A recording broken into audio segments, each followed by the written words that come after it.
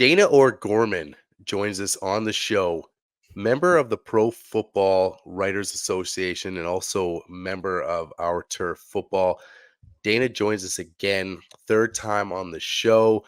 She was down at the draft in Detroit, so we're going to touch base and just kind of see what that vibe was like down in the city of Detroit, and also get her take on what the reaction was down there with the first pick at number 16 and Byron Murphy. And, did she talk to other Seahawks fans down there and just people in the media? How excited were they? What was the vibe down there with Byron pick?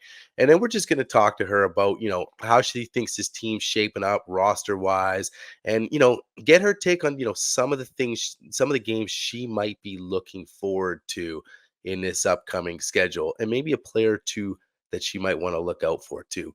So, Bryce, man, with all that being said, what's happening?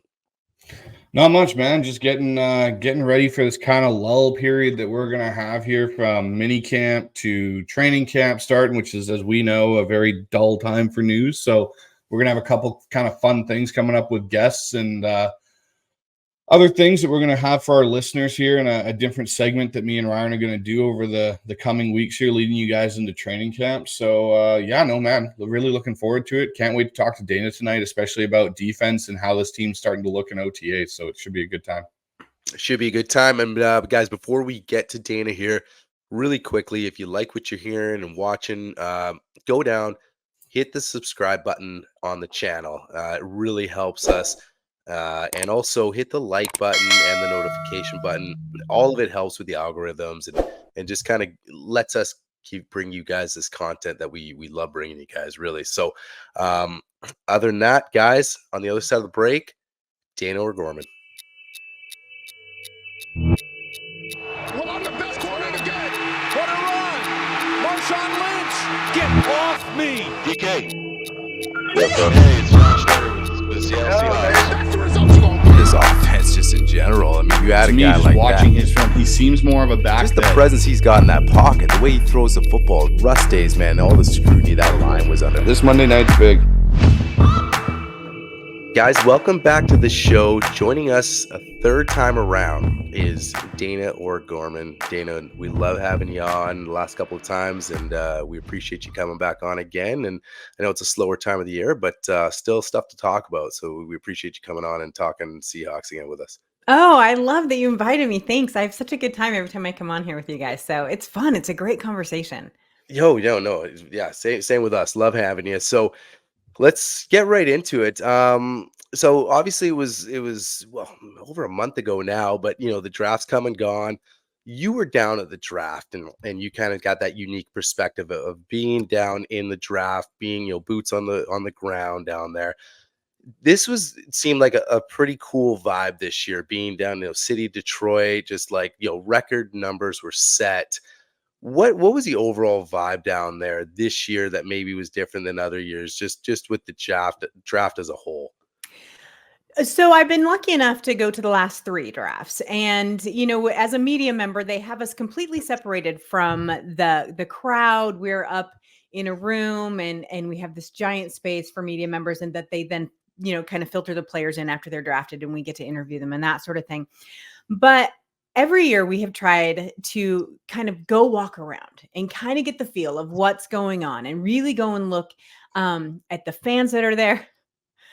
I really thought last year in Kansas City, it was so overwhelming Kansas City fans compared to other fans, because this is an event where you see every jersey, right? Like, that's just what you do.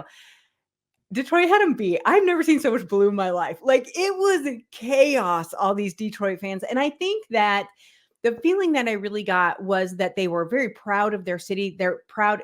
I don't know. I think Detroit has a bad reputation, because I have to admit I wasn't real thrilled to go there. I had a great time, and that's a great city. Like, I can't wait to go back. Like, it was really neat. And the people are real proud of what they have going on there. They're really proud of this football team. And so it was just kind of that sort of a vibe. It was a vibe of, kind of a pride, and this is what we've got, and excitement from every fan base that's there, obviously, but really the Lions fans really stood out this year. Yeah, I mean, no, for sure. No, like you said, it's that blue collar kind of Mhm. vibe down there, and Totally. like you said, they do get a bad rep, but so it was kind of cool to have that city on display for Mhm. everybody watching every city, any whatever team you're a fan of, really worldwide now. So and like you said, the timing couldn't have been better with the way the Lions are just have come to life and to culture there and just become one of the better teams in the NFL. So that was really kind of cool to see, and it showed, right? Showed in record numbers. Mhm. What vibe did you get? What was the vibe like when number 16 was announced for the Hawks and they called out Byron Murphy's name? Was there a sense of excitement? Did you get to talk to people, other people in the media were Mhm. excited? Any fans that you talked to? Because we obviously love the pick. Like we're, Yeah. and I'm Who sure doesn't, you right? Yeah. you love. I mean, he literally fell to us right at that point Right. with and then with Mike McDonald and what we're trying to do. It was awesome. What was it like in person there when his name was announced? So interestingly enough, there were a few moments of either shock and surprise or genuine, yep, that's perfect. And Byron Murphy was definitely one of those moments. He when he came on and I was interviewing we were in the media room, and so we're recording that. It's just kind of a mass, kind of like a presser. You have a bunch of press people there shooting questions out, Right. and I'm recording that, but I have my eyeball on the TV that they have up in the corner, right? Right. And Kate, my coworker that was with me there from our turf, she was just like, put your phone down, because she was recording too. She's like, okay. So I was like staring. This poor kid, I don't even remember who it was over here at answering these great questions. And I was locked in on that television, right? Completely. And luckily, just as the interview finished, the player got up and walked off. They announced the pick, and there was all grumbles of like, of course, yep, makes sense. Like just the agreement of that. And then there's a couple of guys that I see there every single year, and they were like, Dayna, that makes sense. I'm like, yeah, I can't believe they managed to get him. So it was very exciting. I have to tell you though, the biggest moment in the media room of the night actually is a Washington connection too, because it's when Penix was drafted so early. And I recorded it. And the reason that I started to record it was because I couldn't believe how loud the media room got with cheers, clapping, and fist bumps. There's 150 people in there, and everyone was like, yes, like they were so excited. And I was like, someone's going to want to see this. Someone from Seattle is going to want to see this. So that was a really interesting moment for me too. But yeah, it was really interesting. The great thing about having us all together like that is we get these great collaborations and ideas. The main takeaway from most of the media members there were that Mike McDonald is the perfect coach for Seattle and the perfect kind of step from Pete Carroll into this next era. A lot of credit was given to John Schneider too, about the way he went through that process. And there's a lot of good feelings towards Seattle. Now, I had really kind of a long conversation with one friend, and he was like, this isn't a 1-year thing. You're not winning the Super Bowl next year, but you will instantly be able to see the progress. And so I think that should be really encouraging, because these are people who watch football all day long. That's what they do, right? They cover the sport. So I think that was really encouraging for me at the end. I was very happy. We stayed for the first 2 days, and so we got through round 3, and I was like, yeah, I'm really, really happy where I'm at. Yeah. So since you've been at the last 3 drafts there, Dayna, Mhm. and you've kind of seen this, I'd say, change in their Seattle's drafting philosophy of Mhm. not necessarily reaching for players like when we used to, as Seattle fans, sit there and go, okay, who is this person? And you're flipping through the entire draft thing, trying to figure out who is Seattle going after and getting. And now you've kind of seen this change with John Schneider, where we're going to take somebody potentially of need, but best available player. Last year, we obviously had JSN and Witherspoon that we ended up taking. This year we get, and I'll say them both together, but Christian Haynes and Byron Murphy. Mhm.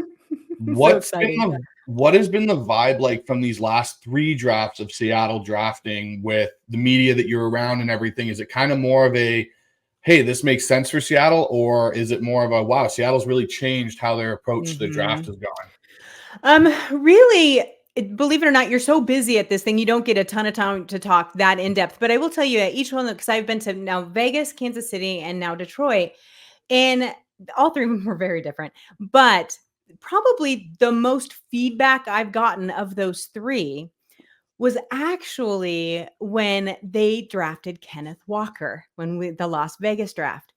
I was sitting at a table that was nothing but Sports Illustrated people. Now, obviously, that's strange now, but that was nothing but Sports Illustrated people, right? And I was actually there by myself, and so I'm typing away on my little computer. And my friend Armando, who writes, used to write for Miami, he now writes for another corporation, but he was sitting there. And when they pulled Kenneth Walker, that whole table was like, oh, they got the best player in the draft. Like the whole table erupted. And I was completely taken aback because it was a running back, right? And I'm like, oh, I cannot wait to tell some people about this because it's so against what we as Seahawks fans normally think, right? But last year, I think, was the biggest deal. And that was when I was lucky enough to be in the room when Witherspoon could see that JSN was drafted. I videoed that. Nice. And that was, everyone was so excited. They're like, that's an amazing duo. That's going to change this team. And there was a lot of conversation about that too. So it's really interesting to get feedback from other media members. And then to also talk to the other reporters that are there for teams, like the Seattle team, the Rams team. We were real close to the Commanders team this time. And so there was some interesting conversation there because of Dan Quinn in Seattle. There was all those links. And so it's fun to talk to them to get their ideas. But for the most part, I think that this year, the conversations were so focused around the coaching and how much of a change that's going to be and how different and not different they think it'll be. So, yeah. Go ahead, Bryce. Sorry, go ahead, Ryan. No, go ahead. I was just going to say, Dayna, because you were talking about the Commanders there and your ability to talk about Dan Quinn, was anything said about their views on Sam Howell? Because obviously we acquired Sam from the Commanders this year. Were there any things kind of said about Sam, what their vibe was when he was there, obviously in Washington? No, not in depth. The one conversation that was just very quick was as you just chat and as you're meeting people and that sort of thing, was that something that I think that we have all already heard, and it's that Sam Howell is a John Schneider guy. He's had his eyeballs on him for a while, and so that surprise wasn't really there. And then the other comment was that they think he's a lot better than he was able to be in Washington. But not really. It was more, I'm telling you, it was all about the coaches. Like I think, and it's probably because the Commanders have a new coach. We have a new coach. Both have, now Dan Quinn has the Seattle connection. You know what I mean? So there's that nice little kismet there. But it was funny. I don't know. And I know we're going to talk about the defense a little bit later, but even AD, the new defensive coordinator, brought up Dan Quinn today in his presser. So I think that we're just going to be connected with him for a very long time. Yeah, it's funny. You mentioned Dan Quinn and the connection, to Seattle tie, obviously. Another guy that, I got to throw out there right now and give Bryce some credit. Bobby Wagner over in the Commander. I think last time we had you on, he threw out a hot take there and said, hey, I can see Bobby going over to Washington. And we were all like, And now, man, you can tell, hey, no, these guys liked playing for Quinn. So, Bobby going over there, okay, what are your options? You're kind of done in Seattle, really, the way, with what's been going on. So it's like, hey, there's a fit and Bobby's over there. So, I hope he does well over there. And obviously, you don't want the Commanders doing too good, but, we'll kind of see how that plays out. But, kind of just really sticking on Howell since, we got all these ties. And you look at the quarterback situation. Obviously, Gino's the starter. You replace Sam. You replace Drew. Sam comes in. You're not really giving up much. He's not anything against your cap, which is really nice. Where do you see the QB situation, say, moving forward in the next couple of years? Or do you look at like kind of a year to year, see how Gino plays? Obviously a completely new offense, like you brought up, completely new coaching staff. It's hard to even predict a win total from the guys, kind of see how it plays out. Is that how you kind of maybe look at the quarterback situation, like year to year? If Gino kind of does well, maybe extend them? Because Sam's contract and Gino's, as of right now, expire at the same time. How do you kind of see it moving on in the future? The QB situation plays out, because obviously we didn't draft anybody and probably won't draft anybody next year either. That's what we think. So what do you kind of see us in a couple of years, even, an aging Gino? Is Sam kind of maybe that next guy, or how do you kind of see it playing out? I kind of see it in two different worlds, if I'm being quite honest. First is Gino is a starter. He plays well for a couple of years.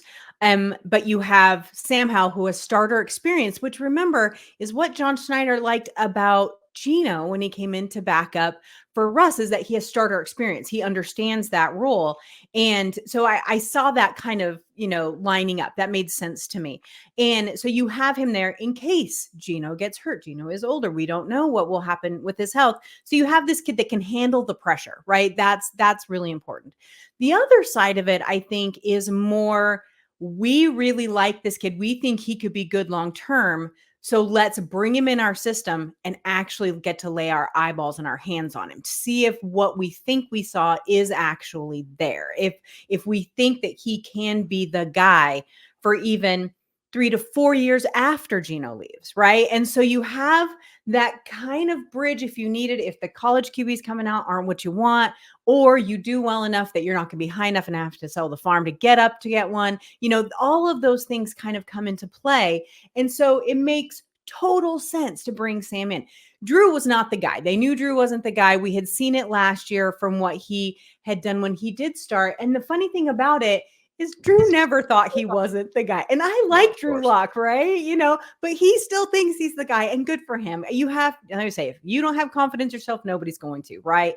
But I think that they just saw this isn't going to be right. And Mike McDonald obviously was like, no, he's not the backup that I want. So I really think that there could be twofold there. They have someone to trust to come in who can handle the pressure and not melt, like a rookie would have.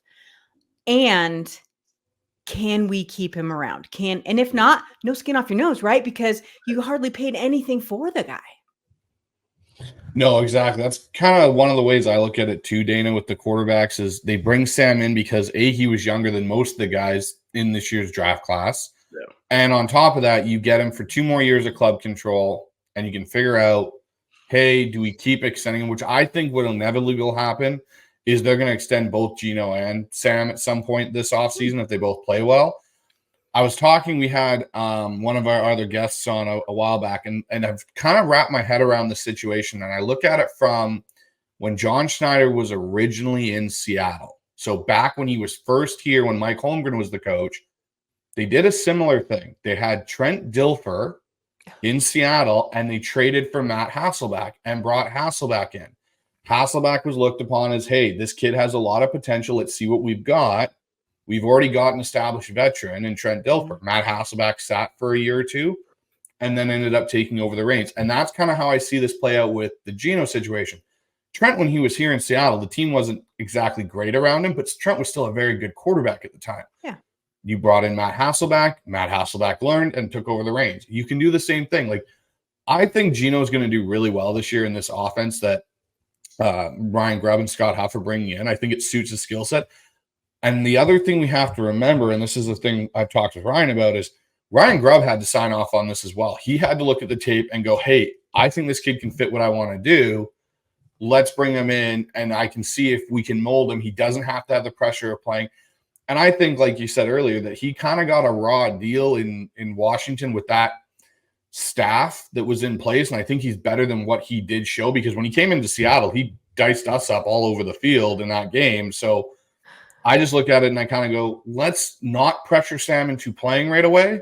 Let Gino take the job. Gino can do it, but develop Sam, because if he hits, you're set for the next potentially 10 years. Right. And you're not in this situation where you're kind of finding the next veteran cast off to keep rolling that ball down the hill. Yeah, it makes total sense if you think about it. It really does. And the expectation for Gino is pretty high this year. He had the first year he was the starter after Russ went to Denver. He did a great job. Fell off a little last year. Well, there's a million reasons that could have happened, right? I mean, it could have been the line. It could have been his age. It could have been the scheme. It could have been a million things. So they're letting him completely reset in this. And I love that. Instead of just being, we got rid of the coaches that brought you in here, we're getting rid of you too. See what you have there. Because if you look at his numbers, he is right up there with some of the really, really elite quarterbacks. Not always, but sometimes in some of his score. And so that means that he's good enough, right? And so see what you have, and then you can really, truly develop. It's something that I wonder if the Green Bay connection with John Schneider has something to do with, because they sat Love behind Aaron Rodgers, knowing full well Aaron Rodgers wasn't going anywhere for at least a year or two. And that has worked out for them. So sometimes I wonder if we don't want to bet the farm on, the first or second pick in the draft on a quarterback and then have to, deal with this rookie that we've, given away all these draft picks for, or what have you. And so this is the second, and I honestly think sometimes the better way to do it. Yeah, I mean, I absolutely love that approach. Like Bryce and I have talked about Jordan Love quite a bit on the show. And I thought highly of him because, not just the talent, but the fact that the organizations he was with, they've done it before, right? They did it with Favre and Rodgers. Rodgers sat for a while. And then you do the same thing. So it's kind of a combo of like that approach, the organization, just knowing how to handle young QBs, knowing how to, nurture them and bring them up in your system, which is just kind of gets lost, kind of doesn't get as much credit as it should. And it's happened in other situations, but most recently Green Bay and Love. Bryce talks about, Sam coming up here and, dicing us up a little bit. Obviously a lot of changes have been made, especially in the coaching and all this kind of stuff. So how are you liking the roster right now? The way it is after the draft, after free agency, are you confident in certain aspects? What do you see? Like, where do you see could be like the biggest strength position wise group for 24, and then maybe a group that's kind of unknown still, maybe not weakness, but just that unknown still, that this kind of position group has the most question marks for me. So I think wide receiver group is the number one, right? Like it's so solid. You have, you have DK, and people can fight about DK all they want because they like to fight about DK. You can fight about him all you want. He's fantastic. And and he's not going anywhere. And so I think when you look at that, you have DK, you have Tyler, who's at the end of his career, and he happily admits that. So then they brought in JSN last year. And I think that grouping is just so strong. Then you throw Bobo in on top of it, who I'm actually a pretty big fan of. I actually liked the way they used him. I wish they would have used him more last year, but I liked the way when they did, big, beefy, strong guy can do this stuff, right? So I think that the wide receiver group is just rock solid, and I'm very impressed. Pretty much the same with the running back group, as long as everybody stays healthy, right? And so I feel like those two groups on offense are primed to take off. I really do. I think that we will see a lot from them. The defense, the offensive line is a bit of a question mark, especially with Lucas, and we're not really sure what's going on with his knee. You've got a couple of new guys. You got some shuffling around. We got to see how that works, right? And I have some faith in it, but I'm also kind of a little timid on it, a little tepid on it a little bit. But I think the biggest question marks that we're going to have is going to come from the linebacker group to a certain extent. I'll be so excited to get Nwosu back. I want those guys back. I'm excited about the line. I'm not so nervous about that, but that secondary. And the reason that I say it is not anything because of our two fantastic cornerbacks that we have. It's the change in the safety group, right? And how they move those players around. We don't have that veteran leadership per se. Okay. Now there are veterans back there, so I don't want to be rude about it to them in any way, but we just don't have our known veteran leaders back there. I still have not completely taken off the table that Quandre Diggs ends up coming back at some point. And there's a lot of reasons I say that. No insider information, is just a gut thing. Right. And his constant tweeting about Seattle, it doesn't hurt, right? But I think that there's some question marks there. How is that going to flow? How is that going to feel in that secondary? How are those safeties, which I think are going to be pretty good, but how they gel together? But let's be honest, the whole team is a giant question mark. We have no idea. And as someone who that normally doesn't sit well with, I want to know what I'm dealing with. That bothers me a bit, but it's also exciting because they could come out and just pop off, and we could be like, where was this team the whole time, except for these couple of new additions? So I am not worried about our offensive side of the ball in any way, shape, or form. And I'll admit, I'm not a huge college football watcher, so it's not like I know Ryan Grubb's offense so much, except for I know he really loves to throw the ball.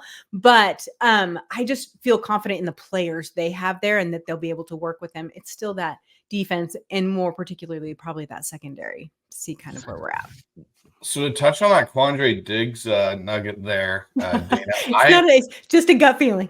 I know, I'll call it a nugget. The way that I look at it is, I think there's a chance Quandre comes back if Jarek Reed and Kobe Bryant cannot pick up this system.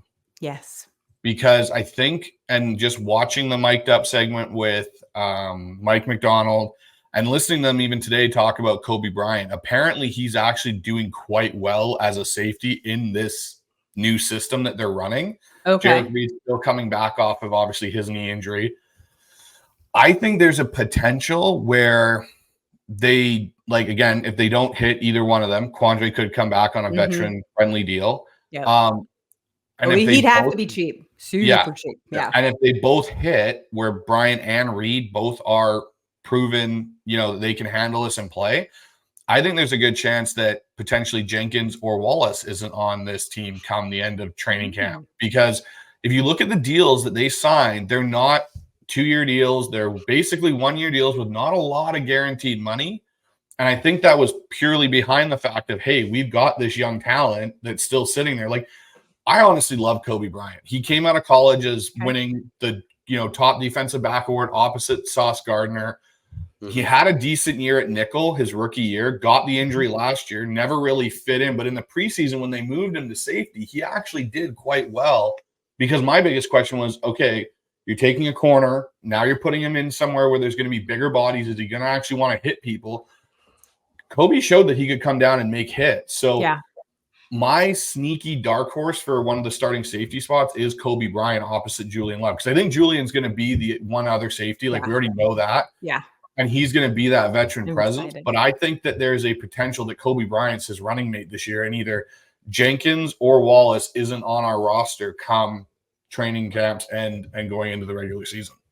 You could absolutely be right. And I think that Kobe is definitely someone that people have talked about having a higher ceiling than we've gotten to see from him. Like, he is capable of more. It just hasn't been brought out for whatever reason, whether it's injury, whether it's coaching, whether it's, position, whatever it is. I think that his name gets, moved around quite a bit in that. And I think that that's good. And that's the unknown, right? Like, there's so many of these players. It's like, well, he could be really good. We just don't know. Well, he could be. And I think that that's kind of what's going to make preseason so much more fun instead of, we're just going to see who's going to make the practice squad, or, who's going to be the backup, or, whatever it may be. We're going to see true fights for these positions, because I think most players are on a pretty equal playing field with this coaching system. So I think that could be really fun.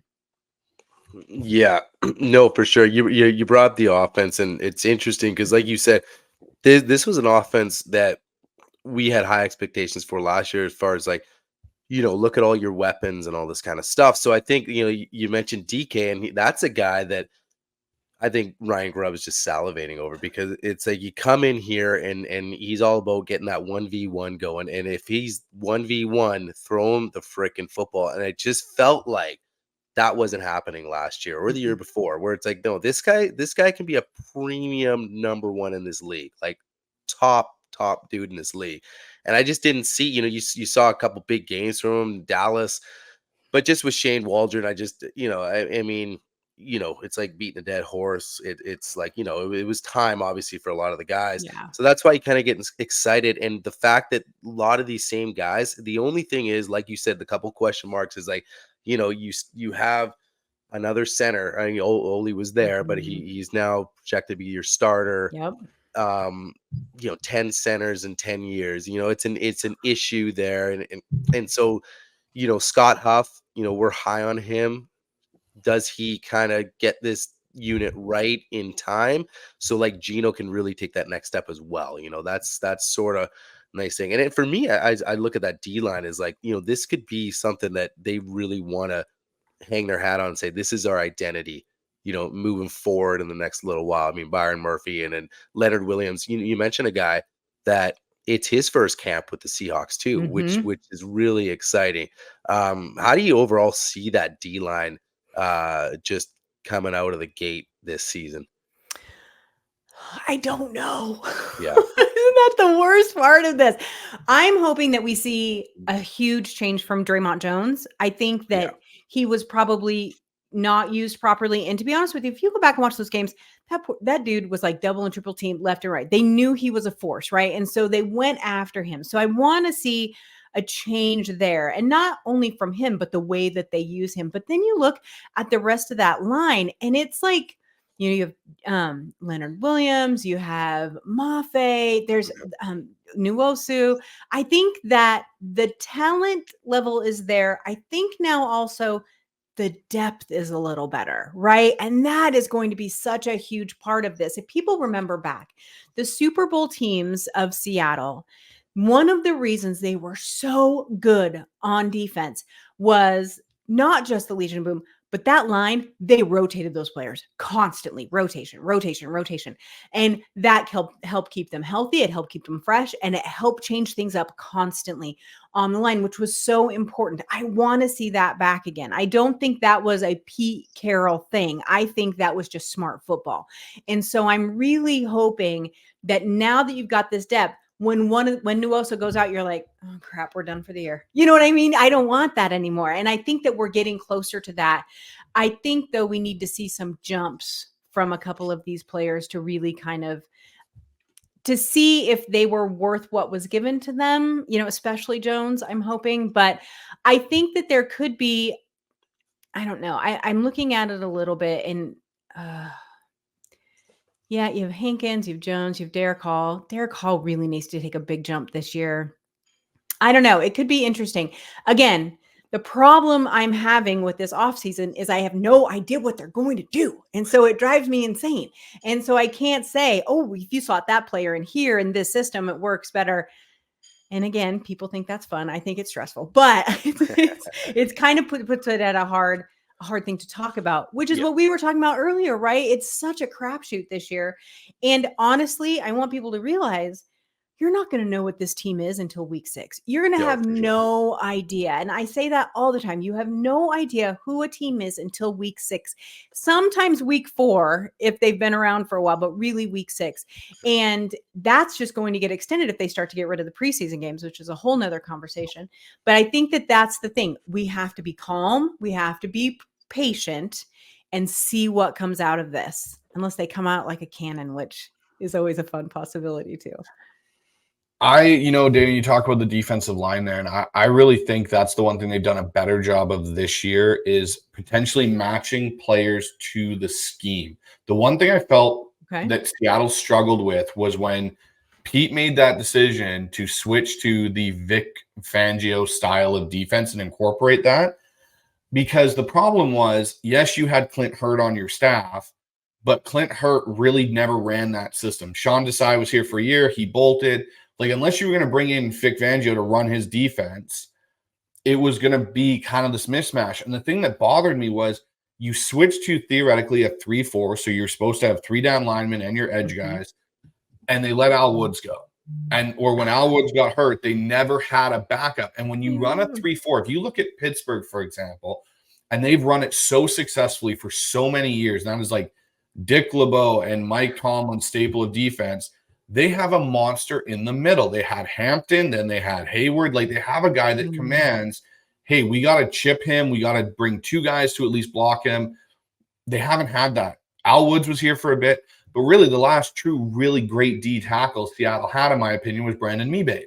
Brandon Mebane made things better for everyone else. Like, you talk about that Super Bowl team, people forget Cliff Averill and Michael Bennett weren't even starters on that D-line rotation. They were backups to Clemens and Red Bryant. But Mebane made, I think, that D-line go because he commanded such a presence in the middle, and you could stop the run. Seattle hasn't been able to stop the run. So I think actually the most important player on that D-line, as much as people want to talk about Brian Murphy and they want to talk about Draymond Jones, is actually Hankins. Okay. he's your big, meaty guy in the middle. And if you look at what San Francisco does well and the Rams do well, they run the ball extremely well. Hankins is I think he's over 320 pounds. He's a veteran. You're not going to ask him, but now you can rotate him out. Jaron Reed doesn't have to play that role anymore. He's even mentioned in his press conference that he can bounce around. He can move up and down this line. So now I think that's the one thing. And he mentioned it saying that I'm not going to have to stand in the same spot every time. And teams are going to know where I am. I'm going to move. Everyone moves on this D line and we rotate and we move around. It makes us more multiple. And so that's the one thing I found really interesting listening to the players talk, at least in a lot of these press conferences during minicamp, especially on defense, is how much they are like reinvigorated by this defensive scheme.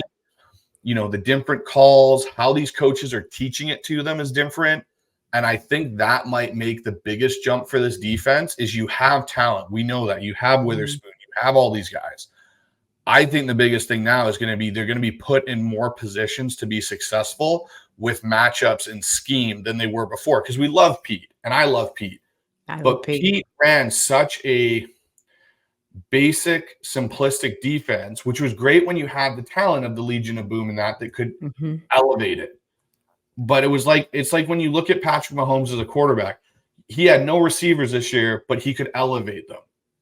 When you lose that quarterback and you have a bad receiving core, it all goes to crap. When you have less talent on defense and you run a basic scheme, teams can pick it apart a lot easier because you don't have the players to make up for that deficiency in scheming yourself to success. And so that's where I think now you're going to incorporate talent, but you're going to incorporate a really different scheme with McDonald, which he's proven can work.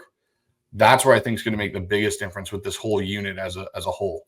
Oh, it makes total sense. And it's understandable that their players are so excited about this, especially the players that have been around a minute, right? Because they've been playing the exact same thing and they're not stupid. They know it wasn't working. And yet, you know, you had coaches that dug their heels in. And, you know, I'm a huge Pete supporter too, but after a while, no one could convince him otherwise. And so even when he took it back over, you could not convince him otherwise. And that's very frustrating, I'm sure, for those players. And so I love this. I think that their excitement it feels young, it feels fresh, it feels different, and they're going to get to do different things. Now, people might not like, you know, the way that it looks right out the gate, but that's because they still have to learn it. We have to remember what did Grubb say today? We have 50% of the offense in. 50% is all. You guys, it's June. So it's going to take a while, right? Like they have to kind of really work into this on both sides of the ball. And I think that is why people like us and the diehards are going to be glued to those preseason games because that's what we want to see. Yeah, absolutely. I mean, like you said, it's just a whole bunch of excitement going on. And, you know, why not? And nerves. But you know what? I think Bryce and I kind of put in this light where, you know, you're not like you mentioned too, you're not throwing out a win total because there's the unknowns right now. And I've said it too. I'm a believer of like 6 games before you kind of find out what any team is like, let alone a completely new staff. So, you know, because like you mentioned, the preseason, I mean, nobody even though they have so many games, a lot of guys don't even play in it. So there's no flow. There's a lot of that stuff.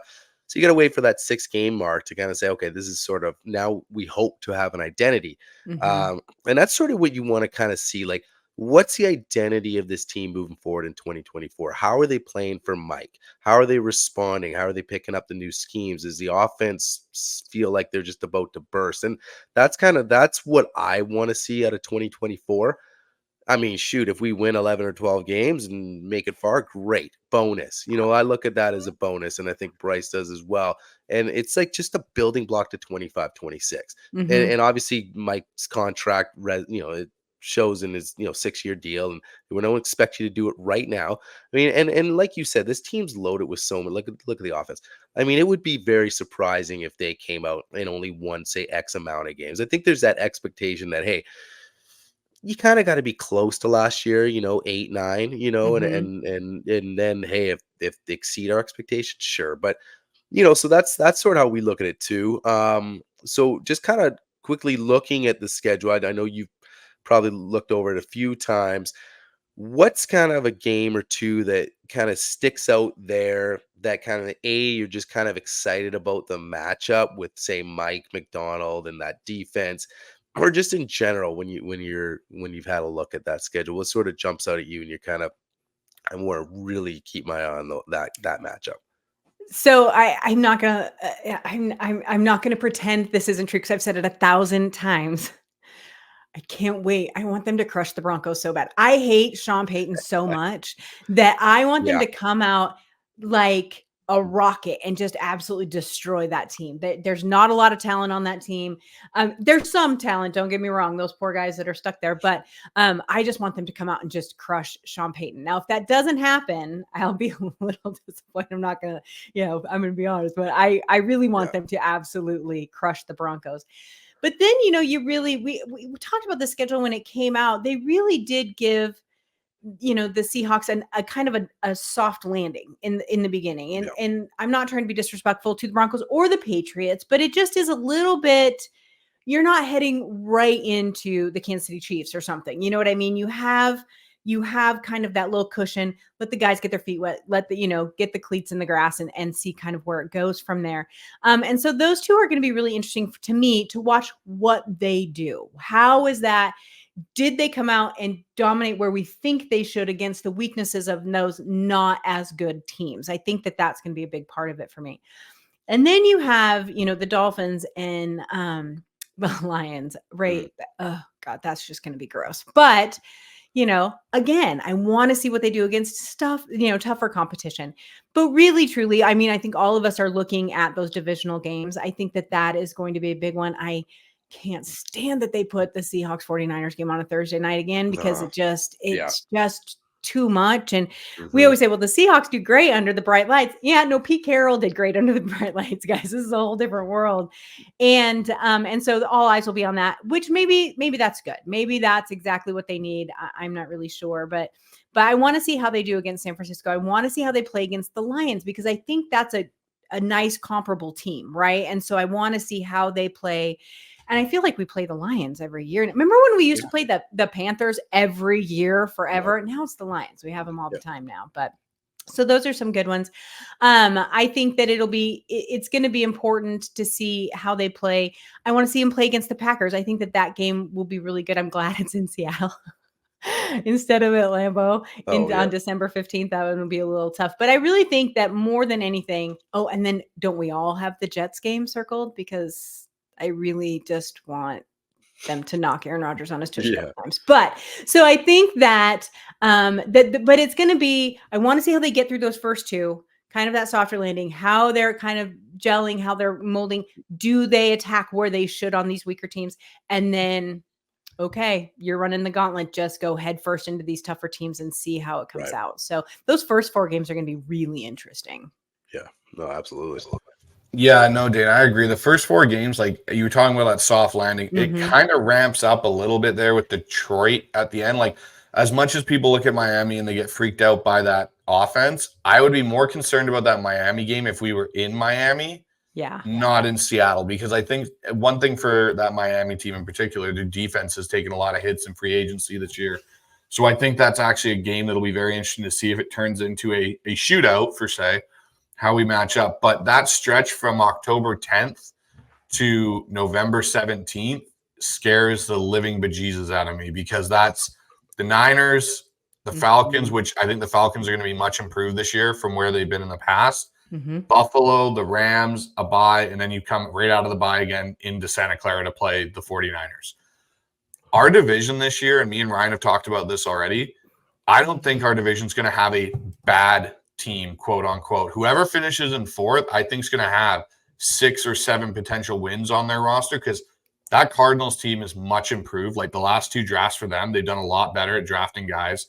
I think Gannon, their coach there, has got some buy-in. And I'll be honest, Kyler impressed me the second half of last year when he came back. As much as I know people have had their mixed opinions on Kyle Murray, but for me as a quarterback enthusiast and love watching that position be played, Kyler started to finally look like a quarterback instead of, hey, I'm more athletic than everybody and can run around.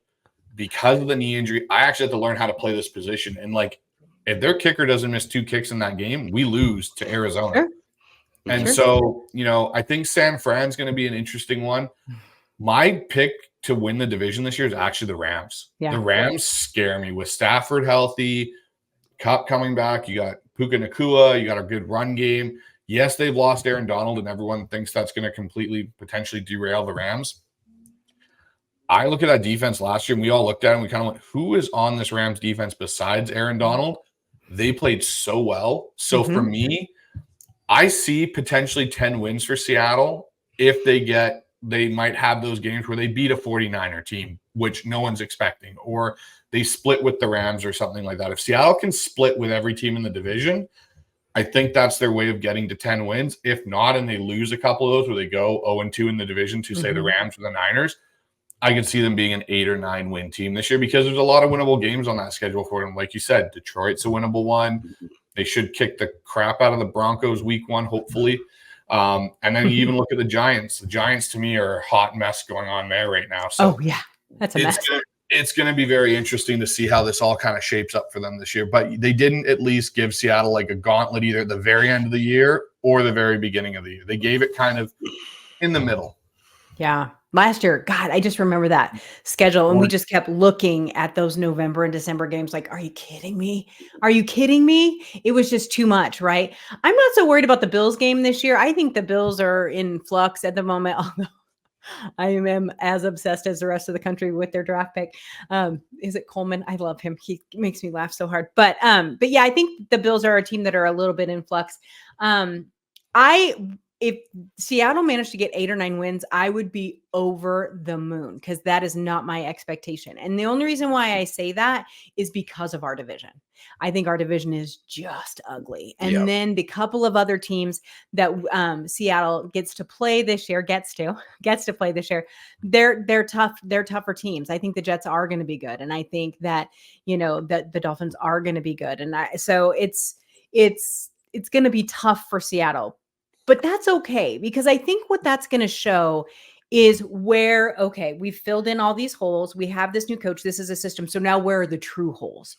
And so this did not work. It's going to show you where the Swiss cheese is, right? And so you've got to get in there and really go head to head with some of those guys to some of those teams to really kind of show that. And I think that that's important going forward for the next couple of years. I really do.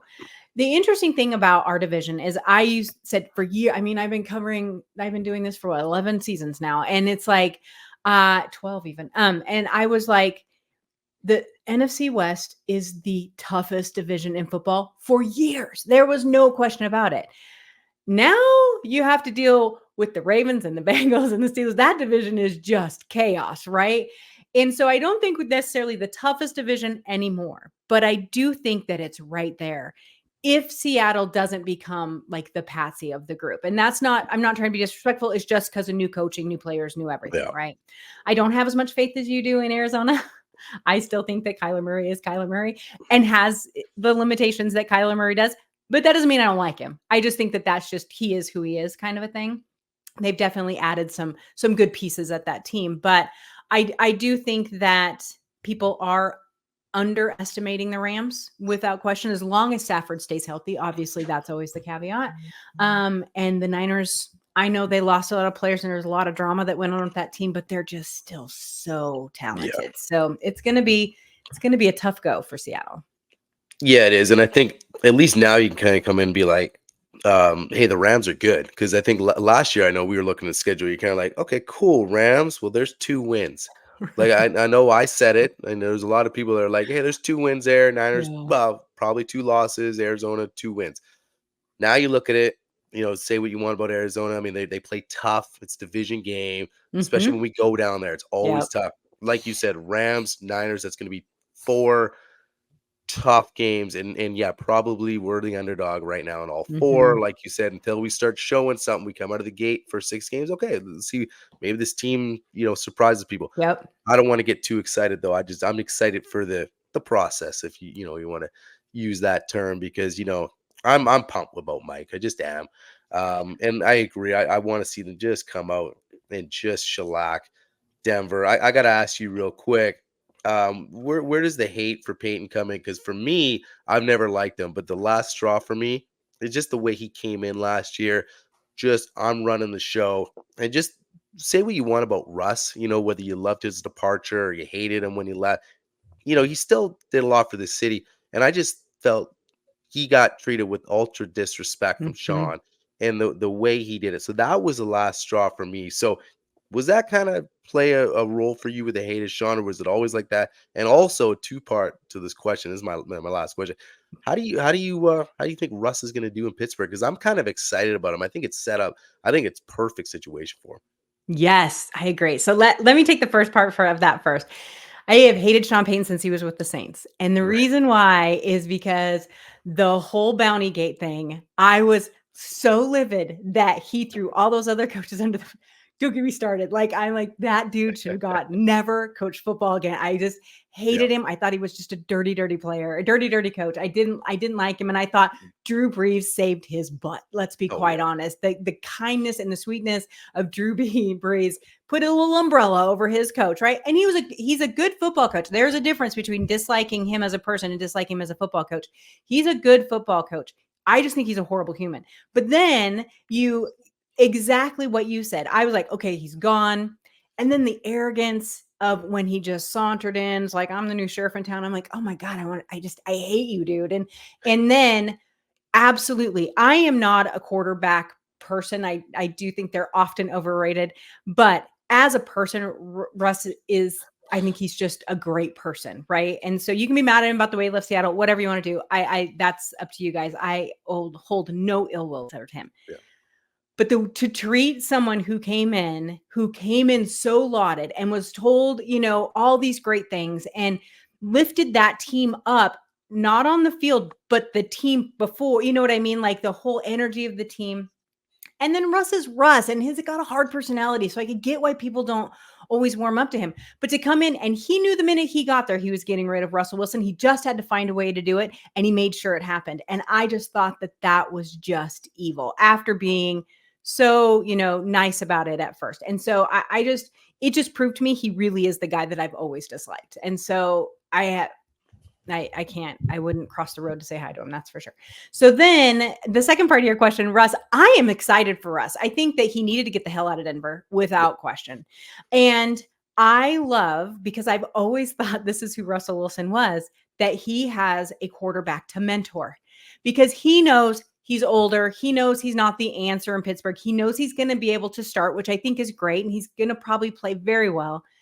I've always said since this happened, it cracks me up to think of Russ and Mike Tomlin in the same room. You could not get two different people. And Mike Tomlin's one of my favorite coaches of all time. And so you could not get two different, people. And so I think that makes me happy for him. But then to bring in Justin Fields, knowing Justin Fields, much like Sam Howell, was brought in. Are you the guy? Were you in a bad situation? Can you be the one? And to let Russ, who has an amazing work ethic, teach him that. I think that that's the perfect situation for us. I think that I'm excited for him. I'm excited for that team.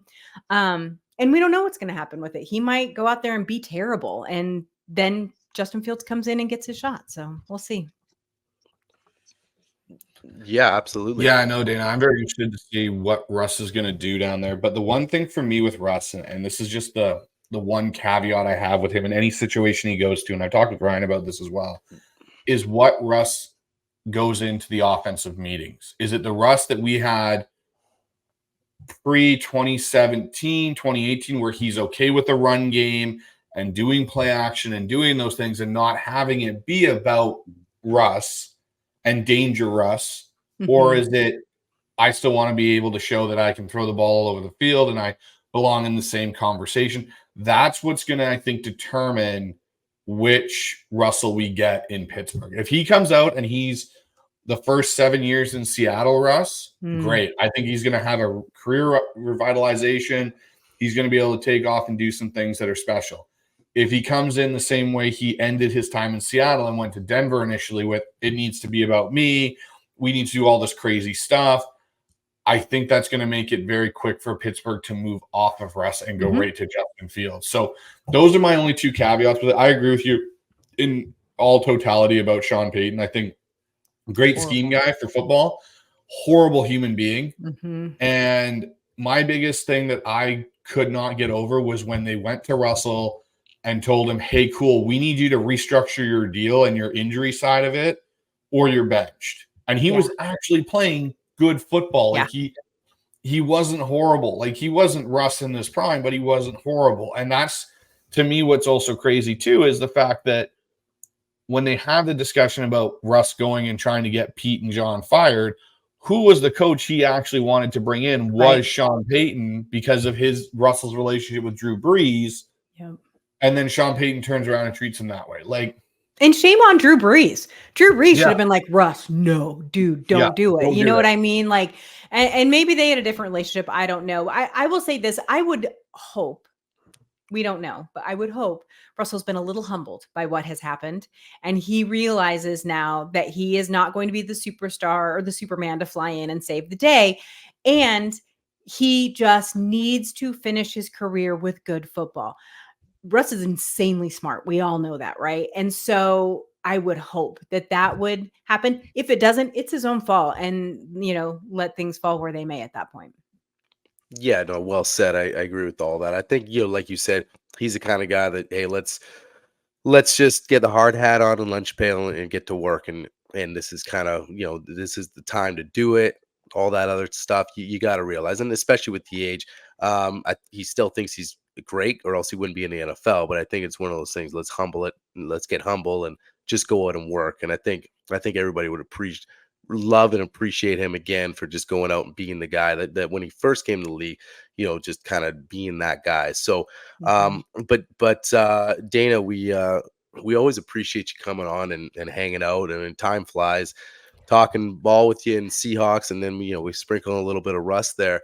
But why don't you let everybody know before you get out of here? Why don't you let everybody know what you got going on and where everybody can find all your work? Sure. So we're actually starting back up tomorrow, the Our Turf Football Podcast. We took the month of May off, let people get their vacations and all that good stuff in, and we start back up. We're on every Tuesday night, 8 p.m. Eastern time, on YouTube, Twitter, and Facebook. And we are starting off tomorrow on Tuesday with the NFC North. So till training camp, we will go through one division a week, and we just go back through, because we cover all 32 teams. We just go back through the changes, what their records were, what their draft was like, and that sort of thing. So it's really kind of fun, because it really gives you a good feel of the whole league again. So you can kind of get your hands on, wait, these guys might be good, they might not be good, or what have you. And then, of course, I am a contributor over on Real Hawk Talk with the Hawk Blogger Boys. You can see me there on usually Wednesdays, sometimes Thursdays. I hop on there every couple of weeks, so that's always a lot of fun too. So yeah, and then great shows like yours I pop up on. So thanks for having me. I appreciate it. Well, we appreciate the kind words. So guys, go over and check out Dayna's stuff, and go over there, subscribe, and all that good stuff. So Dayna, we appreciate it, and I'd love to have you back on in the future. And anytime, give me a call. All right, thanks you guys. Thanks Dayna. All right, bye-bye. Guys, that was Dayna O'Gorman joining us again, third time around on the show. I'm being honest when I'm saying it, man. Like time just flies. I'm like, man, it's great conversations. I love the draft talk when we first started chopping up draft. Just she's down there. Third time down the draft. Just like gives you that different perspective, especially from the media side of things, and saying this is the vibe. Like she brought up Ken Walker, like. You just sitting back as a fan is kind of, you're not going to know that, like the excitement from other media members, like you got a guy, like, yes, Ken Walker's a great back and we love him, but you thinking like, hey, that's something they'd say about Witherspoon at number 5 or this and that, so to just get her perspective of being down there. It's cool, man. It's just cool to hear that kind of stuff. No, for sure. It definitely is. And the one thing I appreciated from her this year was the talk about how she was hearing from all these other different media people that are tied in all the time, how much they like the hire of Mike Macdonald in Seattle, how he is the perfect segue off of the Pete Carroll era into this new era of football that we're going to do up here in Seattle. So I thought that was really cool. Obviously, like she said, how everyone thought, like, of course, Byron Murphy makes total sense in Seattle. No, so it was definitely a great conversation, and it always is when we have Dayna on. So yeah, man, I thought that was a great episode, and I really enjoyed it. Yeah, absolutely. I did too. So guys, make sure you go over to Dayna's channel and subscribe to her podcast. We're gonna have the link down in the description below. So just go over there, check out her stuff. They're gonna break down divisions, which is really cool, kind of give you a whole scope of the league. And so just go over there, give them a subscribe, and then you're just helping Dayna out because she's awesome. We love having her on this show. So and then guys, we got some other cool shows coming up. It's a slow time, but just like this, kind of breaking down different perspectives, people like Dayna down the draft. So we're gonna have a couple other guests like that, and kind of this slow time. It's just a good time to have it. And we're gonna be breaking down some of our own players as well, like Bryce mentioned at the beginning of the show. So but that's it for us tonight, and we will catch you guys in the next episode. Go Hawks. Go Hawks. Well, I'm the best corner in the game. What a run. Marshawn Lynch. Get off me. DK. Yes, sir. Hey, it's Schneider with Seattle Seahawks. That's the result.